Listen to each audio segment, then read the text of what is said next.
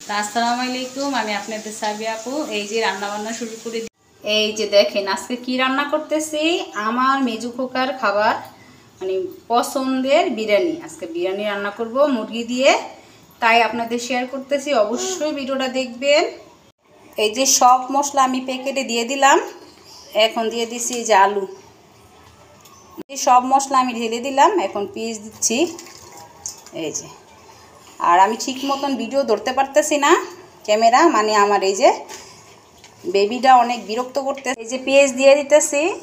আর এই যে যেটা ছাড়া চলবেই না সেটা হচ্ছে এই যে তেল দেওয়া শেষ। এখন এই যে লবণ মানে যার আছে অনেক গুণ ওইটাই দিচ্ছি।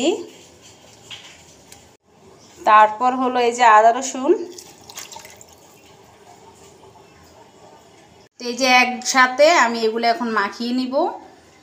একটু পানি দিছি হালকা, যেহেতু আমার সাথে আছে বেবি মানে ছোট বেবি, কোনো কাজই করতে দেয় না। আচ্ছা ঠিক আছে, ভিডিও কিন্তু অবশ্যই দেখবেন। আর আমার ইউটিউব একটা চ্যানেল আছে, ওখানে সাবস্ক্রাইব অবশ্যই দিয়ে দিবেন।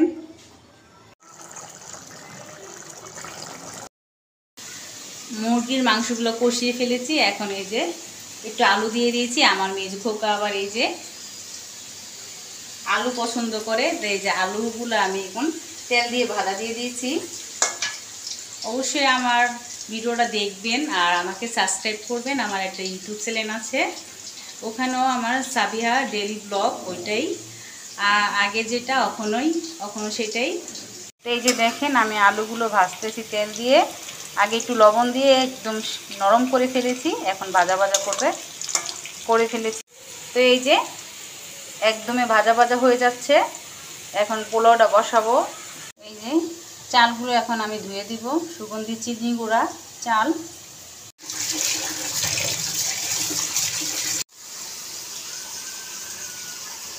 এই যে পোলাও বসাই দিছি। এখন একটু তেল দিলাম, তেলটা একটু বাদামি কালার হলে চালটা দিয়ে দিব।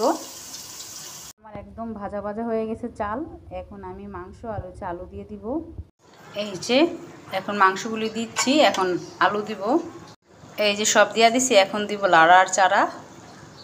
এই যে দেখেন মাশাআল্লাহ একদম পারফেক্টভাবে রান্না করে ফেলেছি, আল্লাহর নিয়ামত। দেখেছেন কালারটা দেখেন। তো যারা আমার ফেসবুকের ফলোয়ার আছে তাদেরকেই বলতেছি, তারা জানে আমার একটা ইউটিউব চ্যানেল আছে, ওখানে সাবস্ক্রাইব করে দিবেন। আর যারা আমার